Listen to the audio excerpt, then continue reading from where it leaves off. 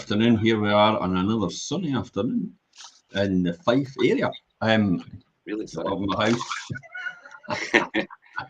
Largo Arts is on the day actually, as well, all week. So if you're down there, get down there. I managed to blag a t-shirt off them because we're one of the main sponsors for it. Did you notice that? Yeah.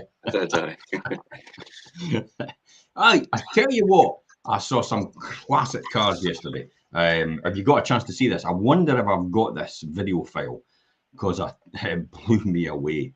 I could not believe it. Let me look at my downloads. The Mercedes stand. I was at the Mercedes stand at the let me see if I can get this. I don't know. I can share this in some sort of way. Let me share it. Video file. Let me try video file, Richard.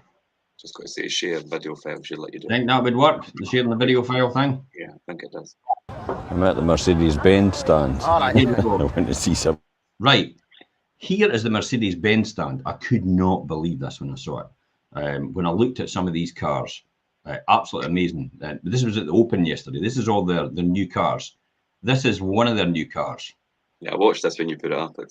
And it's like, my God. I mean, these cars look absolutely beautiful. And I'm the one to say like cars are really sleek and all the rest of it, and I don't really have any. I mean, I really liked them, and I was trying the handle, but there is no handle. You can't get in for some reason. I don't know how it works. It'll be through your phone. Is it right? Okay. Yeah, so this one is £110,000. Crazy. That's more than what I paid for my house. That's mental. That I tell you what, I'll stop it there. That's exactly what I was thinking. That is more than that is the 3-bedroom house in Glenrothes for 110 grand. That is mental. A car or a house. Now both, let me just explain, both here are assets. They're both classed as assets. Car is an asset in your balance sheet and also as a house. One earns money though, and one doesn't earn money at all. One depreciates in value and one actually appreciates in value. So there's two things here. One goes down in value, one goes up in value over time. One actually earns money and one doesn't make you money. I'll give you one guess which one doesn't make you money. I think it's easy to work that one out. Is it? Go tell me then. Well, obviously, the house is the asset that's going to allow you to produce money. You're going to see the house is the one that doesn't earn any money. No. Brand new cars especially, as soon as you drive them out the garage, they depreciate. As soon as you drive them in the showroom. You've lost the VAT straight away, haven't you? Yeah. You've lost the VAT as soon as you drive out the showroom because effectively the VAT is just a tax that you'll pay to the government. And it's 20% of the value. So effectively you've lost that, plus the fact that nobody's wanting to buy a second-hand car when you could buy a brand new one straight away. So why would you want to do that? But that's mental. So that's the first one. So let's go back and keep playing that. This is a concept vehicle that they've got. So this is a concept vehicle here. This is all electric, by the way. They're all electric. This is their sort of Jeep style. Notice the wheels, they're like Tron. It's like something with Tron, and I've got a funny feeling that's where they've got it, and because they've got the whole thing's laid out like that, isn't it? Yeah. And then the next one here, so that one that we first saw is just coming out. That's just out. No, that's just coming out, and this one is out already. This one here. So this is kind of like their 4x4 SUV, electric again. God, that's huge. Yeah, it's a big car. Again, it's beautiful, absolutely classic car. And then all the way the front comes in and everything like that. Could imagine if you hit that in something. I was just thinking, that looks like it's basically glass. Yeah, it does, and it's like, oh my God, imagine hitting that in something. You'd be in tears. I wouldn't like to bump that, no. You'd be in absolute tears with that one. So that's that one. Okay, have a guess how much? For the 4x4? Yeah. 140. 100,000? That was just because you said the other one. Just because you said the other one was 110. That's still ridiculous. That almost sounds like it's palatable at 100,000. But again, it's like, my God. That's several properties when you think about it. If you spend money and you pay for cash, I mean that's at least 4 deposits on properties that you could actually mortgage with the bank and buy to lets and earn money off of 4 properties. Now you get probably £2,000 out each of them minimum. So one of them's earning you net amount of £8,000 a year with the same money. And the other one's depreciating in value of probably about £8,000 every year with the same money. And one of them's going up in value every single year, possibly round about £5,000 every year because it's £100,000. But if you've got 4 properties and you're leveraging yourself at 25% loan to value, you're probably buying £400,000 worth of properties. Yeah. So if it goes up 5% every year, you're going up about 20 grand every year in value. Makes sense? Yeah. Yeah. So one's earning 8 grand every year, plus an appreciation at 5% every year, probably hitting around about 20 grand. So you're earning just under 30,000 a year with a combination of some of it income, less of it income, more of it appreciation in capital value. And one of them is actually going down in value, earns you nothing at all. Maybe it makes you feel good. I'll tell you, it makes you feel good, possibly for a couple of months, and that'll be it. And then you'll kind of feel bad at the fact that you've spent 100,000 on a car. Or that's how I would feel anyway. I didn't think I could comprehend spending that on a vehicle. Aye, it's mental, absolutely mental. Anyway, this is what we're going to talk about. I talked about this yesterday in this on the Open. And I said we're going to talk about recycling your cash. And that's how you can afford to buy one of these properties, one of these cars. If you ever wanted a car like this, this is the golden opportunity to learn how to do it. Because the whole point of the Wealth Creation Show is all about accumulating wealth. In other words, increasing your wealth, which is not taxable, and generating income, which is taxable. There's 2 differences here.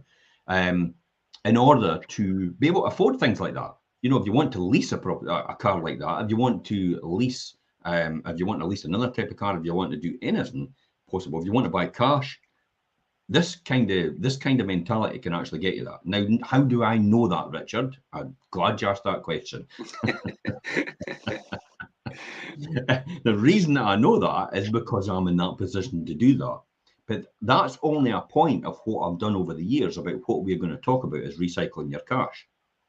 So with no further ado, let's get on to it. I mean, there's many different models in the buy-to-let system, but the proven formula is buying the property possibly in need of renovation. I think that's where the one that you could add most value. Upgrading the specification, then the releasing the increased equity to fund another buy-to-let project. Now, this is what I spoke about yesterday, and the fact that in 2010, I managed to buy 6 properties with £40,000.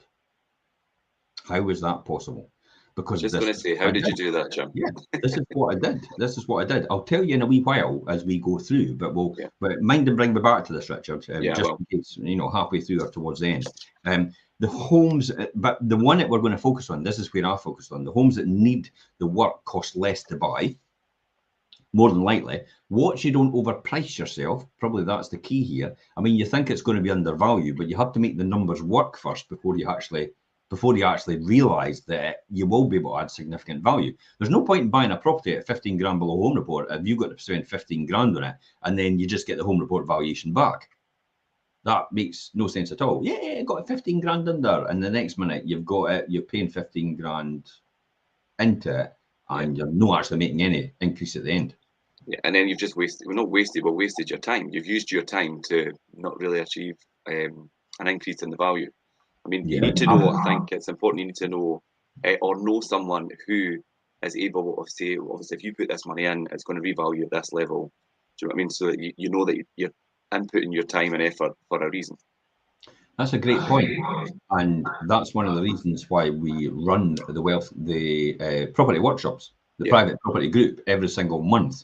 Is it the last Thursday in every month at 7:30? It's the last Thursday every month, 7:30. And you can get an invite if you're listening in or you're watching or you're reading this article later on. There's no article on it really, to be honest. You're either listening to the podcast or you're watching this online. You can take part in the show right now. You can ask questions if you want on how it was possible that I did this, or any advice we can give you along this line. Or what you can do is there's a link on there to Richard's email address. You can actually get an invite into this private group.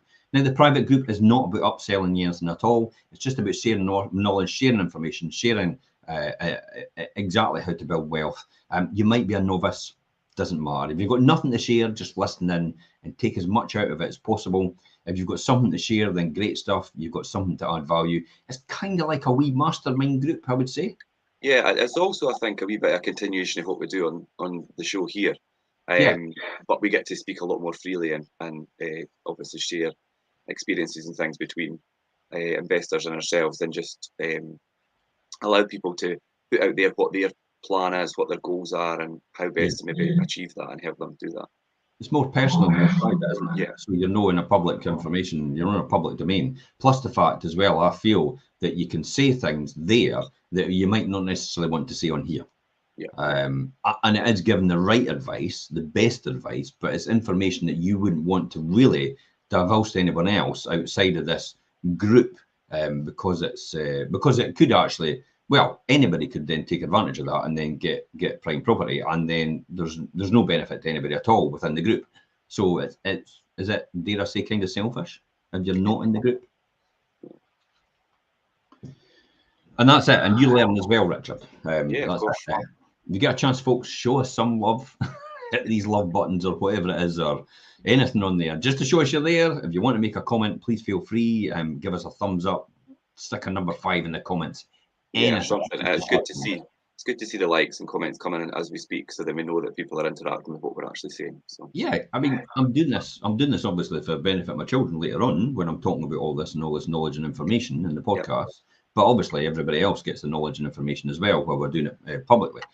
So it's all about homes that need work and cost less to buy, which immediately reduces the cost of the stamp duty. For example, if you're at a higher rate, if you're under 40,000, we were talking about this morning, we've got one on about 40,000 now. Somebody's trying to offer, and I says, well, why not just offer 39,999, and then you'll no need to pay the 4% EDS, which saves you 1,600 quid. There you go.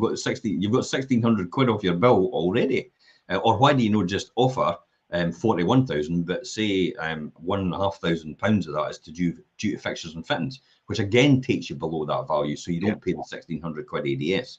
Now that's perfectly legal to do. So that's I was just going to say, Jim, just to clarify, that's perfectly above board. Yeah. That's Just to clarify, because some people will question whether that they can actually do certain things. You can't do that within reason. You can't go and say to someone, I tell you what, you've got an £80,000 property, I'm going to offer you 39,500 and 40,500's fixtures and fittings. It's like, no, that oven that's fixed in there isn't £40,000 worth. That's no possible. So it has to be within reason. It has to be fixtures and fittings which are actually part of the property, which actually have that kind of value in it. Okay, so it's again, and when you're not paying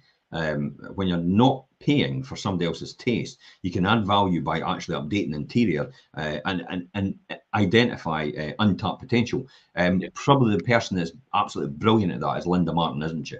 Yeah, Linda's good. Yeah, Linda's really good at that. For me personally, Linda does holiday lets, so she's got a different realm completely. That's what she's wanting to do, and also for flip properties as well. And what I do is mainstream buy to let, so I just want to make sure it's perfect for a tenant to move in, but also I've added material value with a smaller cost in order to get that higher end result at the end. So when we do go to the bank to actually say, I tell you what, I want to get a mortgage on this property because I've actually financed it in a different way. I'll tell you about finance in a minute. I better write that down so I remember how to finance. We're coming on to costs and finance next. How to finance that in a minute. So how to finance that later on. So you get a material improvement at the end. I mean, classic example is we bought a property in Bonnygate Cooper for 45,500 all in, maybe about 50 grand with lawyers' fees and ADS. I'm not really sure if I actually paid ADS on it because I think I paid the averaging because I bought it in a conjunction with 6 other properties. You added it into the others. Yeah, so I minimised the ADS from about 24,000 to about 4,000 instead of paying. So I've saved myself 20 grand on second homes tax because it's perfectly legal. 6 or more properties that you buy at once. And your lawyer could actually show you how to do that and how to get involved in that. Or our lawyers and solicitors can do that as well for you. Anyway, that's the key there. And then what I did was I then spent probably about 12 on it, doing it up. I think it was about 12. Yeah, it came about 60 grand all in or just under. So 60 grand all in and under, and then it got revalued and it came in at 85 grand. It will do because it's nice apartment right in the middle of the Cooper town centre. And then when you think about 85 grand, it comes out 75% loan to value, round about £60,000. You've got all your money back out, and you can do the same again. And this is called the buy, refurbish, rent, and repeat system. So the BRRR. There's another R there somewhere. BRRR. Other people are there as well, and that is one of the systems. But that is about recycling your cash. That is one of the systems that do it, and we will talk about that all the way through here. So by meeting your continued growing for demand, looking for longer term and renting people, and making lifestyle choices to have tenancies, and actually for higher quality homes as well, and higher quality interiors. The exterior needs to be nice and all the rest of it, but the interior is what people want, really. Mm-hmm. A classic example of that is, Taylor Street. Look at that. When I first bought that years ago, when I first started, I was buying these properties. They weren't absolutely fantastic on the outside, but I made them mint inside, and everybody wanted to stay in them. There was just like every single time I took somebody through them, the first thing they said was, "Wow, I didn't think they'd be like this. When can I move in?" I'm like, it's funny you're saying that, Jim. You're talking about obviously the Linda does this quite a high standard, but obviously she's holiday letting things, and mainstream lets is what obviously your properties are, and we get them to a certain level where they're really attractive to tenants and things. And you're 145. You talk about Taylor Street. I stopped in at that last week just to do a check, because actually Kern has been kind of leading the way with that one, and it looks really good. Yeah. There's somebody lined up for it, but it looks really good. Yeah, it's company let. Yeah, it's a company let. Yeah, there you go, just like that. And that'll be a good long-term let, and it's got a good tenant in it as well, because it's company let, so the money's guaranteed all the time, and so is any damage to the property. So that's the two things that I want to minimise as much as possible: long-term let, rent paid all the time, and any minimised damage or any comeback as well on a company that's cast iron guaranteed, because I looked in the background of them as well. Anyway, it's about meeting the continued growing demand in this economy for people, and the achieving higher rents, because that's how you can do it. I mean, there is a difference sometimes. People will pay that bit extra. And remember, your rent in proportion to your take-home pay is far less than it was in the 90s and in the 2000s. So people can afford to pay that higher rent. Everybody goes, "Oh, you're putting your rent up. That's terrible," and all the rest of it. But it's actually just proportionally, and it's inflationary as well, because it goes up in conjunction with everything else, and it's a return on capital as well.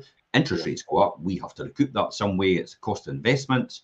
If interest rates go up so much, we then take that money, we sell that property, put it in the bank. Therefore, it's no longer in the rental market. Therefore, people that want to rent it can't buy, because they just don't have the means to buy, and we can't get them. We can't get them over the line to buy and has to rent. Then that's one loss to that market, which is now declining, believe it or not. So that market's declining. So that's quite worrying as well. But it's actually quite buoyant as well, because then it allows the people that are actually staying in the market to actually increase their rents as well, and actually still maintain with people and maybe a higher occupancy rate and long-term let as well, isn't it? Yeah. Okay, so find suitable homes to renovate is one of the real biggest challenges. Getting the specification right, having the finance in place. I would say purchasing for the purchasing and the works and the elements all involved. So it really comes down to a lot of numbers. The buy-to-let cost and finance as well. What I would talk about is, and before you go hunting for the property to renovate, your first step is to confirm your spending power and the budget and the extra costs involved and the buying and the finance of a rental property. First and more important thing is buying a second home. Again, we talked about this, is the second home duty, the 4% ADS. Yeah, now it's 3% in England, but it's 4% in Scotland. So you've got to make sure you factor that in. And there's a few times in the past, I'll admit it, we've actually not asked that question, and then the person's come back and went, "Oh, I didn't realise I was actually meant to pay 4% on top of that." Because the solicitor should advise them when they put the offer in. It was because it was a second home, but the solicitor didn't. So we've actually taken up that mantle, and every single time we're telling them, now remember, there's a 4% tax on this because it's a second home as well as everything else over and above. And people have actually factored that in. So I would say that's the first one. And what about buy-to-let mortgages then? I mean, do they work differently? Yeah, of course. I mean, buy-to-let mortgages, obviously, you're 75% typically loan to value. And you do your buy-to-let mortgage. But it's interesting you say about the stamp duty and how many people are actually unaware that when they're doing a setting for home purchase, that they've got the 4%. And as you say, solicitors should be advising them of that. And we've got through on some deals, and I've got to the point with people and they didn't realise and they've not factored that cost in. So that is really important. But yeah, buy-to-let costs in finance. And as you say, before you go hunting for buy-to-let projects to renovate, your first step is to confirm what your spending power and things is. Now, the buy-to-let mortgages also work differently. So loans are usually capped at 75% of the property's valuation. And lenders require a monthly rental income of at least 125% of the mortgage payments. So if you're obviously, you need to look at what your monthly income is going to be from the rent and make sure that rental income is at least 125% of the mortgage payment each month. And then interest rates and fees are generally higher as well than your typical residential loans for mortgages as well. So most buy-to-let mortgages are fixed rate, and just like residential loans, they have a penalty for repaying the balance before the end of the fixed rate period. But savvy landlords often take out a standard variable first and then switch to a comprehensive fixed rate afterwards, once the renovations and things are complete, to avoid wasting thousands in charges and things. Because you can get locked into a fixed rate, and if you take out the standard variable, it allows you to do that. However, there's other ways of doing this as well. That there's a way of doing this at bridging finance. So you can do it in bridging finance as well, where you actually go to a bridger which has got unsecured loans, and they'll actually bridge you on short term. Now, I was speaking to a guy called Colin. Unfortunately, Colin can't make it on the show, but we will talk to him later on in another successive show. Colin, about bridging loans and that, and about the entry and exit costs. I mean, they are quite high in comparison, but they have to be factored in. And a lot of people actually use them for the refurb and flip. But they can actually be used for buy-to-let as well, the bridging loan system, the short-term loans. But you have to come back and do your numbers. I'm going to quickly show you the mortgage rates for the mortgage works. Here, this is a buy-to-let limited company. Now, we can assume if it's not a limited company, these buy-to-let rates will be a lot lower, but you're still getting 3.49 for 2 years, a 2% fee, mind you. But a 2% fee is nothing if you're only mortgaging maybe 60 grand. So it's 1,200 quid for the 2% fee, and that's almost like the 999, which is on some of them. See the 9995. There's 3.89 fixed for 5 years still. I mean, that's still a really good rate, isn't it? And that's interest only. So this is interest only, remember. So 75% loan to value. And then when you go up, I wonder if any of them have got none. See, there's a 5-year deal, 4.24 fixed for 5 years. Now, 4.24, in my opinion, is pretty high. I was just going to say, Jim, do you think that's a wee bit steep in comparison? Well, although you're getting the 5 year fixed. 4.24. Let's take this a wee step further forward. Let's actually pop this up and put my return on investment revised. And I'll remove that one and I'll add on that one, and the return on investment revised. And here we go. And here, share screen, and we're going in there, and we're in here. Now that's me talking about multiples there. So what's a typical 4.24? 4.42. Is it not? Are you sure? We'll go back and check. I'm sure it's 4.24. Give me 2 seconds till I have a wee look at that. 4.24 for 5 years, right, sorry, that's not fun. And it's got 0. So it's 0 for your rate. So we've got 0 in there for the loan arrangement fee. Okay, we're still paying 4% AS because we buy it. Now, typically, what would you buy at 110? 3-bedroom in Glenrothes? A 3-bed semi. And what would that rent for? What would that rent for? 3 bedrooms easily, you're getting 650 just now in Glenrothes. Jeez. There's some way above that, but that's a difference. See, look, there's the 5.8 return, but it's just under 2 grand.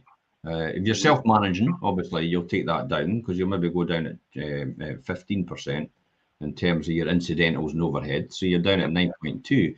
But interestingly enough, I mean, you've only got, in this scenario, you've only got 34 grand in. See down in the bottom there? That 34,000. You've only got 34 grand in. You've got an 11 years payback if you don't touch the money and it actually returns that. If you've got a managing agent, then you obviously factor that in. You've got a 17-year payback. But are you really bothered? It's for your pension, and you're not going to touch it. It wasn't a means of income, possibly for some people. So buying at 110 is quite a good value. However, if you then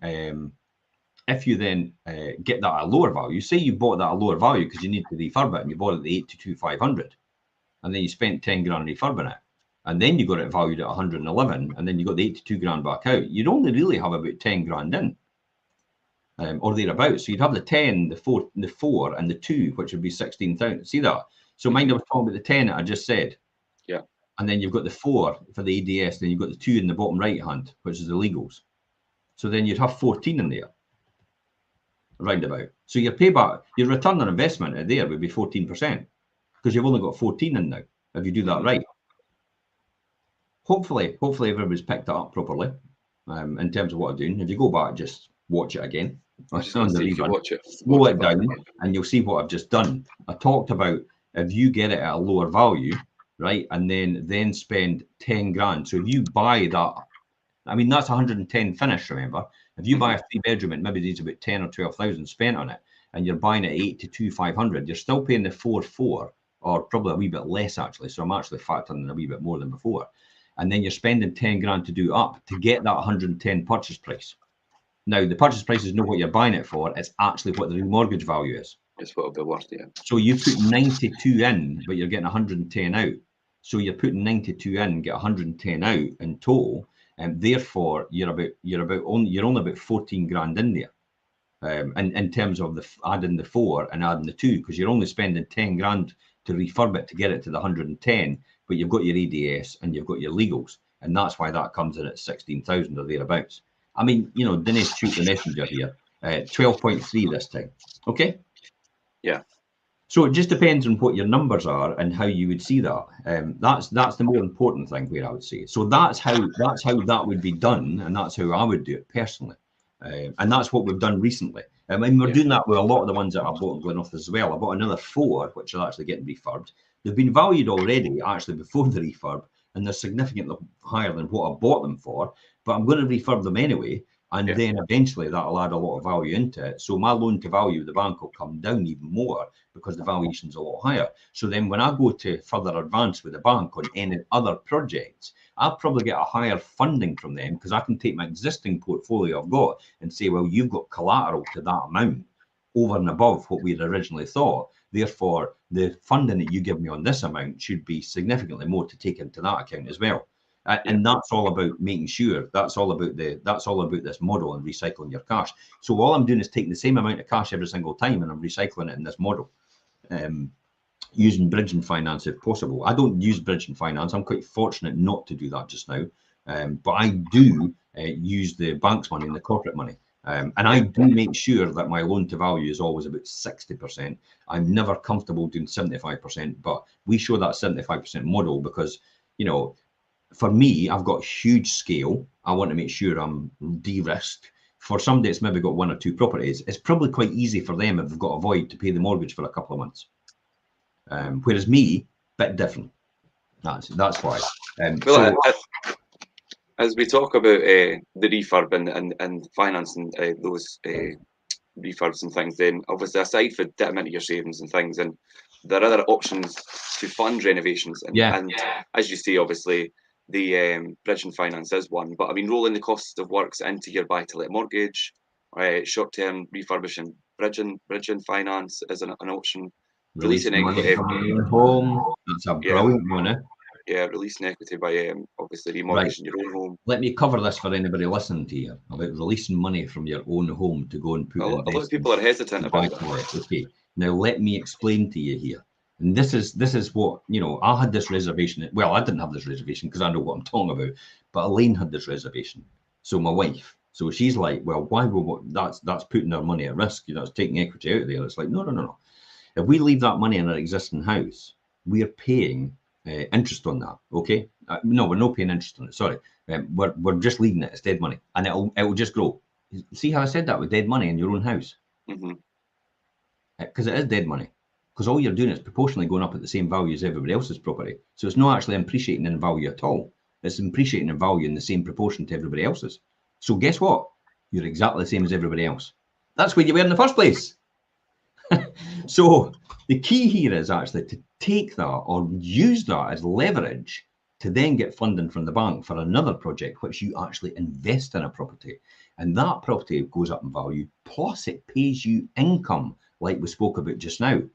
So you can have your money sitting in your house, all wrapped up. This is the thing about when people say, I need to clear my mortgage. Yeah, I get that. But they want peace of mind or something like that. And it's like, okay, but if you can take your existing property when it's all paid for and actually use that as leverage and actually make money on your property, make money on the money, recycling the cash, see that? Yeah. So make money on the money when it comes along. That's what we're talking about. So you're actually then getting more property, and that's increasing in wealth at the same time as your other property. And then you're earning income from it as well at the same time as well, but you're not earning income from your own property. So which one would you invest your money in? You'd clearly invest your money in the property. Yeah, it's making the money. Produce money, yeah. So that's that. I'm a big fan of that, because we did that in the beginning. I actually used that, and I still use that as leverage in a position because I've got a huge amount of equity in my property. So I use it as a real good leverage position with the bank. So from a classic example from before is when I went to buy the Cooper office. I just said to them, look, this is what I've got in my thing. Any chance you'll give me 100% funding? And they went, absolutely. and yeah, everybody sits there flabbergasted thinking you can't get 100% funding. I bet you can. If you've got the money and you've got all the assets, the bank's going to give you funding, as long as you've not got shares in the bank as your assets, because they didn't want to invest in their own company. Do you know a bank will give you lending for property, but they won't give you lending to buy shares in their own company? Work that one out. Yeah. They see property as a better investment than actually investing in their own company. And I do see that as well. I see that straight away. So you can, there's other ways as well. You can take out the, we probably said that, Richard, about the personal secured loan. Well, I was going to cover that. Second charge is a second charge. That's another one. That's the one I'm talking about. The second charge against your property. So you can take out a second mortgage against your property, or a second charge against your property as well. And because is that something that you would recommend, Jim, or like these secure personal loans? Is it the best option to follow? If it's something that you need to do, then fair enough. But would you recommend it? Or? It's something I've done in the past. So I've done in the past, and it's guarantees I've used in the past. So I've used my property as a guarantee, so more or less a guarantor. So my property is secure it against buying another property. Absolutely, because my property is still going up in value. I've used versatile investment plans. You've used endowment plans. I've not cashed them. I've just used them. I've got the value as it stands right now locked in. I've shown that to the bank. Says that's the value of that bond. That's the value of that equity plan. That's the value of this as it stands right now. It won't go down in value. It can go up, but it will always stay at that value if it was actually because it's secured. Because they give you certain amounts and say that's locked in now. That come hell or high water, you get that value. So that I use that with the bank, and then the bank says, okay, great, we've got security against that as well. So that's another way to leverage your position with the bank and actually get higher funding in terms of their tolerance threshold. Now, with buy-to-let mainstream lenders, you possibly can't do that because they'll not entertain it. But with corporate banks, they can. And then, but also they then look for possibly an element of interest and an element of capital getting paid at the same time. Now, for 5 years, they're looking for interest. They're looking for hardly any capital. After the 5 years, they'll then review it, and then you'll do a deal with them again. So I'm comfortable with that as well. That's how business is done. That's how everybody else is doing it. Yeah, it's good to hear from you, and obviously your experiences and drawn from like your own experiences throughout obviously the years of doing your buy-to-let investments and things. But as we always say, each situation and person is individual. So please speak to an independent financial advisor on your own circumstances and what's right for you. What I do, Richard, what I do is I actually almost bank some other money, if that makes sense. I bank some other assets. So I put them where they can't be touched if anything does happen. So I'm not talking about offshores, by the way. No, we're talking about the Cayman Islands. No. I'm not doing anything untoward. It's like I'm just putting it. When you're on things like these game shows, and I think it's what is it? Anne Robinson used to do. Oh, the you know the one I'm talking about, where it used to get high and folk would go bank. and then they would bank that amount in the bank, and that was secured. Well, that's effectively what I'm doing with some of the stuff I've got. I'm just putting it somewhere else, so it's actually protected. If anything did happen, then everybody's covered for everything else, but that's just secure as well. So there's some sort of so I'm making sure I'm spreading the risk over all the different things. I also have key people insured as well, just in case anything happens to them. Therefore, that would have an effect on possibly the mortgage. So my wife and I, we've got different mortgages and that. So if anything happens to us, then these mortgages are paid because we've got critical illness cover. So that's that sort of thing to make sure in the event of anything happening to us, if for example, if I died tomorrow, there would be certain mortgages that would actually lapse and the bank would want to pay them back, and therefore would have to sell the property. So rather than actually do that, you put yourself in an insurance position to minimise that, so that pays that off just in case. Yeah, and that's a good strategy, as you say, about banking certain things as you go aside, like certain assets and things. But it's the weakest link, that's what it is, and the bank every so often where they go as they go through. Absolutely. I mean, look, I do have a mantra which is Monte Carlo or bust. And people actually think that it's like I'm come hell or high water, I do it. But then when I actually spoke about it on the Scottish Property Podcast with Stephen and with Nick, I actually realised that I'm actually quite risk adverse, and I make sure all the bases are covered. So if anything does happen, we're always covered for it. The only person that's going to suffer out of it is the bank. That's the key thing for me as well, to make sure nobody else suffers out of it. It's just the bank that's the only person that's affected out of that situation. I do not want to affect any contractors, any businesses, or anything like that. They'll all be secure as well as a result, because it's a reputation more than anything. I still recommend though, if anybody's wanting any information, then speak to a financial advisor about your own personal situation, about what you can borrow and which lenders and loans are right for you as well. What do we do with sourcing homes to renovate then? Have you got any thoughts on that? Yeah, I was just going to say, obviously, once if you're setting out on this whole BRRR journey, then you need to look at the finance, sort all that out. Once you've got all that in place and you're quite confident that you've had the advice of, right, this is what I'm looking for, I'm in this position, this is my kind of spending power and sorted your borrowing things out, then sourcing properties to renovate is your next port of call. Now, once you've confirmed your budget and things, you need to start looking. And there's a lot of different avenues where you could do that, and you could trawl through the property portals and find potential renovation projects, and obviously adapt your search criteria where you're looking through that, depending on what you want. Is it a 3-bedroom house? Is it a 2-bedroom apartment? And then reduce the maximum price band by about 10 or 20% of the typical market value, and that will remove the already perfect homes from that search, and make it easier for you to find the ones that maybe need a wee bit of work, where you could add value. However, make sure the numbers still might work at the right price. And I think as well, if you're on that journey and you're looking, get a local agent who knows what they're talking about. They know the area, they know the properties, they know what their potential is going to be like as a buy to let, and what kind of price point you'll get as a finished product as well if you're going to be remortgaging. Always have the right people around you and there to obviously confer to. The property portals tell you what's on the market, but a local agent will tell you about things that are maybe coming sooner or things that are maybe not actually on the market yet. So definitely keep the local agents on your speed dial and keep the. Here's a classic one here for Zoopla. So we'll go straight to lowest price first. I always go to lowest price first, clearly, because that's where you could possibly add the most value. Land, we're not interested in land. We're not interested in garages. I had a wee look at that in Kinnisburn Road in St Andrews, but I didn't think that's up to anything, to be honest. Development site in Kirkcaldy there, 34,000 for land for development. Banks won't lend on land, believe it or no. They don't like it. It's not in the remit.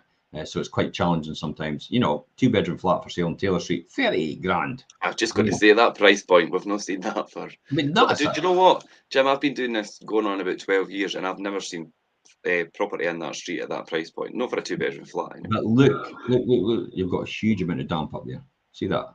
In that top corner. That's what's the problem. Now that's from the chimney breast and the valley and the gutter.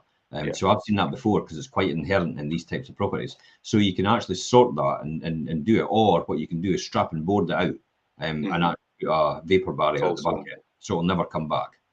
But that generally is to do with the flashing and everything in the roof. So that's easily fixable. I have a feeling though downstairs, if that's that one, I sold that years ago. I sold that years ago. It's been sat like that for a long time, Jim. One bedroom for £55,000. There's a 2-bedroom for 38. So I sold that years ago. So, and I bought that for £9,000, by the way, the one below. I bought it for 9 and sold it for 55. And actually rented it at the same time in between. So it shows you what you can make when the peak of the market comes along, because I sold it just before the credit crunch. Here's another one. So we're going through, and then kitchen's no bad. Probably the same kitchen, pretty dated from before, but it's workable. They've actually converted upstairs and put the bathroom in, and then there it is again. Front there. Yeah. And Jim, you and I know, and it's these same areas, that front area where the gutters are on the property, and then also at the back there where the join of the kitchen. Yeah, OJ guttering could be easily sorted. It's probably sitting right here. It is here now. If I look at that window and I look at there, and we're probably sitting right here. Right there. Yeah, that's the downpipe. See the downpipe where that goes? Mm-hmm. That's causing the problem. There'll be something here with the downpipe. I think that's inset into there. So the downpipe's inset into that wall because they've done it. They've done the Harlan after the event, and then put the downpipe. There'll be a leak there, and they're just going straight into the Harlan, soaking straight behind it, and right into the property. So that can be easily resolved. I have a sneaking suspicion. And then you see they put plastic pipes on the other one, and you're at the end as well. So effectively, you could just strip that gutter right off and reconnect a whole new gutter and then put a new downpipe, and then just sort that behind here, seal that property so it doesn't run down the cavity into the wall. So that could be sorted, and that could be sorted at the back. And this could be, you probably find that this isn't capped either up here on the chimney. The caps tend to fall off now and again. So you have to make sure the water just goes right down into the thing, and that's what causes that problem in the living room. Through the area itself. So enough of that one. Let's because I thought expertise more than anything. I just remember that. There's another one, lower methyl. Again, look, telltale signs about why it's that low value. Nobody's bothered about the guttering, and you've got things growing out, all the rest of it. That's what causes that problem. And then you've got other things. Station Road 44. I'm never a big fan of auctions. I know you've mentioned it, but that was my next thing. After this, I was going to actually say not a big fan at all. A lot of investors and buy to let landlords and things do gravitate straight to the auctions and try and pick up stuff there. And it's not to say it's the wrong thing to do.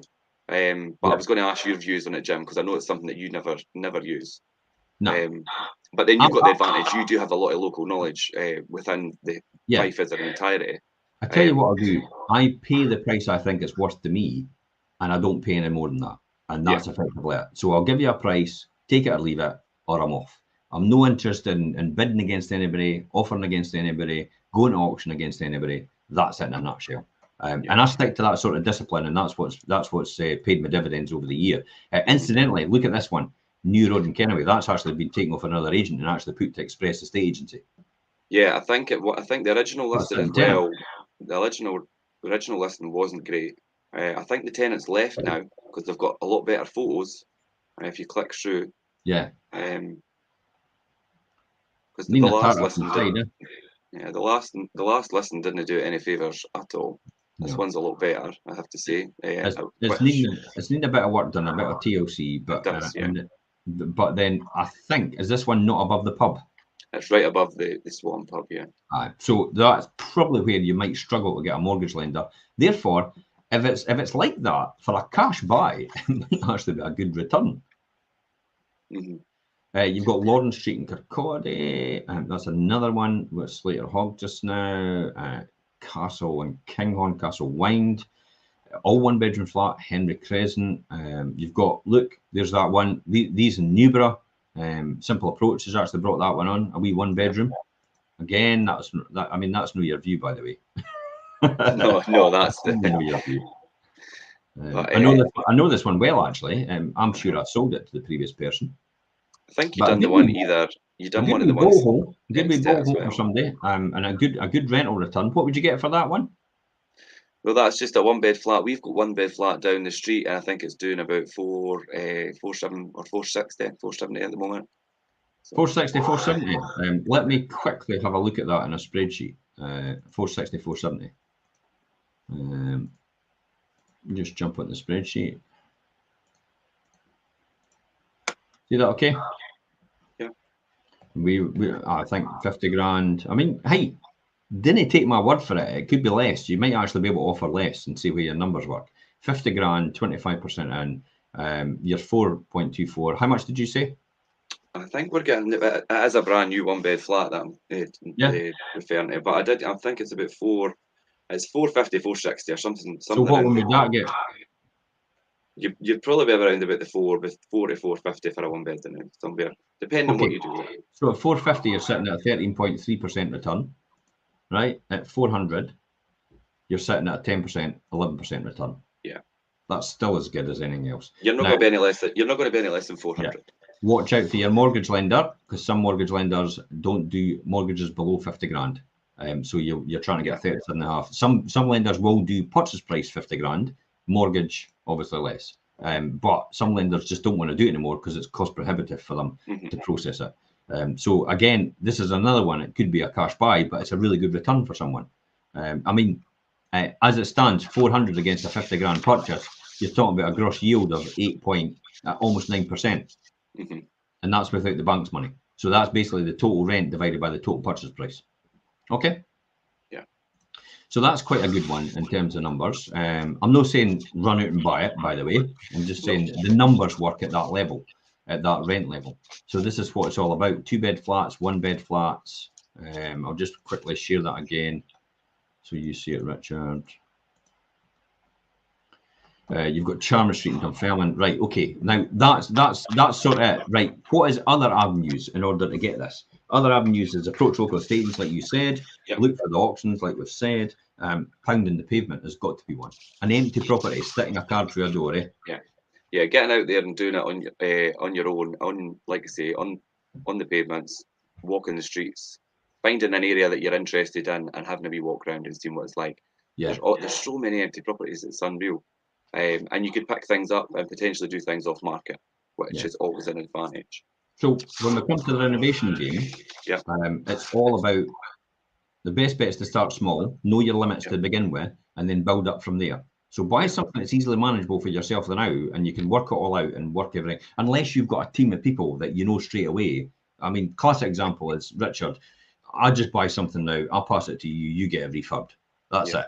In a nutshell. I'm not interested in doing anything else. And people that come on board with us and actually buy property and actually give us it to manage, we do the similar thing for them as well.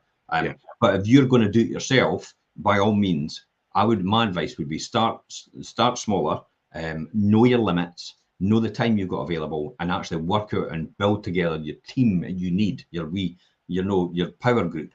You can call on like certain contractors that come hell or high water, they will come to you and sort you out first. And refurb and actually do good refurbs as well. So that you can do complete refurbishments for them. You can do conversions, like bigger houses into multiple units. That's quite good for. There's a lot of shops getting done in England like that, and a lot of bigger commercial properties being done like that. A lot of offices in Dunfermline, classic example. All the old offices in Dunfermline are actually getting converted. The old doctor surgeries are getting converted as well. On the period properties that they've had before. These are all getting converted into sometimes they're getting converted into bedsits for a lot of people. I've got one in Buckhaven at the moment, which is obviously on a smaller scale. It was the old shop building, and it's been converted into apartments, and the 2 apartments above. Well, look at the Wonder Store in Methil from years and years ago. That was converted into flats for rent by Summers. Look at the Wonder Store. Is it the Co-op? It was the Co-op or Wonder Store in Randolph Street in Buckhaven. That was all converted into flats as well. It was the Co-op, and so was the one in Leven, which is now Kirkside. Yeah, now Kirkside Court. So you can see, and then look at over the road from Kirkside Court and Leven, you've got the old Royal Bank of Scotland. The 2 flats upstairs.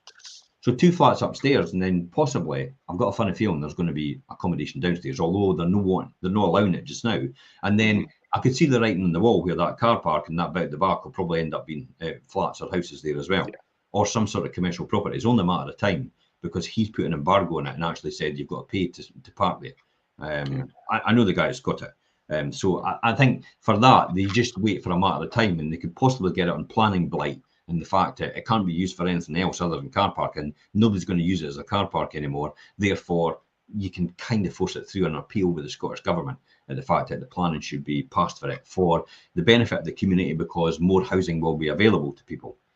That's what it comes down to. Modernisation, again, it's easier to modernisation habitable properties. Lenders, mainly looking for a working kitchen and a bathroom. Even if they're old, you may get lucky simply by replacing those and stripping off the wallpaper and the swirly carpets as well. Watch out for wiring and heating. There's a big one now. Wiring. I've just been caught with this. It's No, like, you have, yeah, you have. Aye. But I'm sorting that one actually. You'll be surprised at the outcome with that. So good. I'll look forward to hearing that. See, there they go. There you go. It's like I've got feedback for you. Rather than actually take on the hassle, you've done it all for me, and you're going to come back and say, Jim, I've sorted this all for you. It's no that price at all. It's a lot less. Anyway, I see you're nodding your head. That's happy days for me. And you might be able to, and we'll talk about that tomorrow more than likely, I think. Yeah. So you might be able to retain existing pipe work because copper costs a fortune. So existing pipe work for radiators and boilers and stuff like that. And you might be able to repipe the existing pipe work to a new heating system, which is nice and efficient for the property itself. Again, there's grants available for some of these things. And you go into Energy Saving Scotland Trust, you can keep down your costs. Remodeling as well is another one, and refreshing is another one. So remodeling is, changing a home's layout to release untapped value, changing maybe a huge bedroom where it's got two windows at the front into two bedrooms by subdividing it. They both come off the hallway itself. I've seen that done in Dubbyside, where 2 bedrooms have been changed to 3 bedrooms. Yeah. Again, it I had one in Glenrothes recently that was they made a 2-bed into a 3, and it was quite successful. So refreshing, unlike unmodernised homes, those in need of decoration often need up to date and poorly because they're up to date. They can look a lot worse than they really are. You can walk into a property and I tell you, look, it looks like a bomb site, but if you've got the eye, I have, and you have as well actually now, because you've learned over the years with that expertise and that knowledge and trial and error and the wisdom you've accumulated over the years. You've got that eye where you can walk in and go, wait a minute, this doesn't need everything we think it's needing. It only needs that, and that, and it'll be ready to go. Whereas an untrained eye will walk in and go, oh my God, I've got a mountain to climb. And do that, and think they have to do the whole lot. So that's the refreshing one, the remodeling one that we talked about as well. So what does it come to then at the end then? So we're ready to go, we've renovated it. So what's the next steps about that? What should we do renting out the property then? Yeah, I mean, you get to the point. You then obviously finish the property. You need to get it on the market and rent the property ultimately. And as soon as you complete your renovation project, they say it's time to find tenants. But I would argue the fact that find tenants before that point. Get the property out there. Try to generate interest before the property is actually complete, or while it's in the process of being complete. Well, we got 145 rented before we finished the job. Yeah. And then we've got 118 Bonnygate rented before we finished the job. Yeah.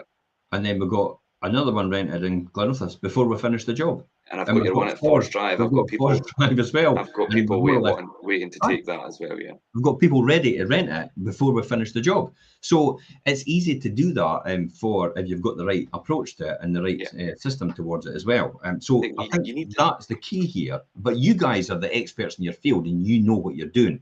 The end result here, though, is to repeat the process again. So after you renovate, rent it out, and refinance your buy-to-let, it's time to look for your next project. Before you do anything else, right? This is the key here. Take this moment, and this is where we're learning from this.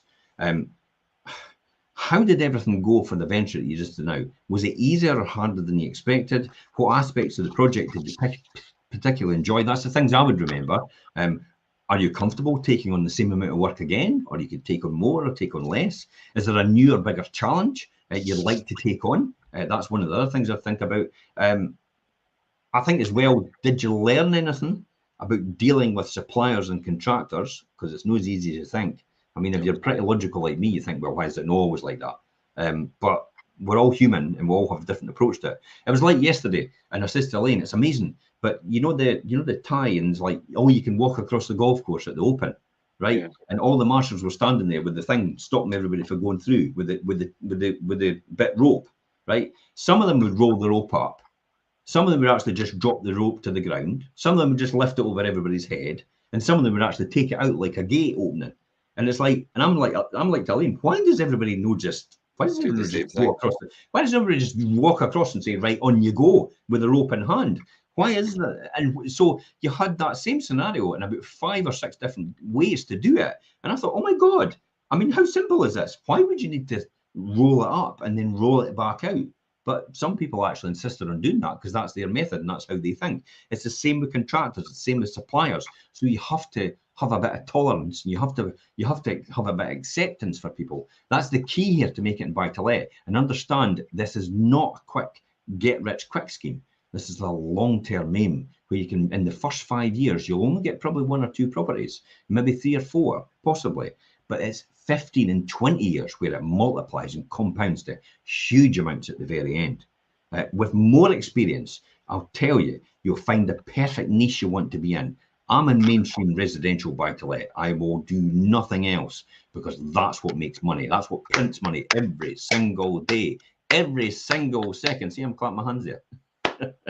Well, hey, congratulate myself. But that's the formula and that's the system I actually run. Some people will just core on student let. Some people will core on holiday let. Some people will core on flip properties. Some people will core on sourcing properties. But I actually stick all the time to mainstream buy to let. This formula every single time, and it's not let me down yet. And it won't let me down in the future. I know that because I know what happens. I know the results and I understand the process. And it's almost a guaranteed income and guaranteed wealth generator over a longer period of time. Remember I said that about a longer period of time. Final words on this, Richard. What's your thoughts on this, about talking about this subject? I mean, I've always done the talking, but you know, I think when we look at the whole BRRR process and the buy-to-let investment strategies and things, I think the blueprint for doing buy-to-let investment is obviously the same, but each individual person and their journey will be different. And whether your buying power are different, or whether you're experienced enough to take on a renovation or have the experienced contractors to help you do that, or whether you're just going to be modernising something, or do you know what I mean? It's all different individually. So know your own situation and where you could develop your buy-to-let journey from, and the people that could help you do that properly, whether that's from finance or whether it's contractors or whether it's a good let nation that knows the area. Keep those people around you and know your own capabilities and where your ultimate goal is. Yeah, absolutely. I'm going to finish with this, and I forgot to talk about it. I'm £40,000. I bought 6 properties. Do you know I wrote it down? Yeah. Do you know what return on investment that gave me every single year in yield? I think we'll all be interested to know. Well, in comparison, I compared it to a pension. Okay. Yeah. So in comparison to a pension, it's 724%. That's amazing. That was at the time. Like, that's mental, eh? That is mental, yeah. But I would look at these 6 properties now. I'll maybe actually catch up on this. I'll maybe review them. I'll maybe look at the prices that I bought them for, the prices that they are now, and actually take stock and actually look at the historical. But I actually predicted at that time it was 724% return over the period of time. So it was a huge return. And so much so that the Inland Revenue actually did question what's going on. Well, I would imagine they would. He was like, how did you manage to do this? And I went, surely you understand this model. And they went, we have no idea what you're talking about.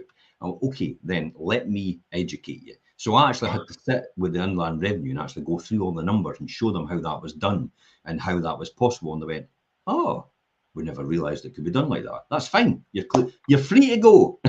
It would be interesting for you to maybe look at that, break it down, and potentially share it.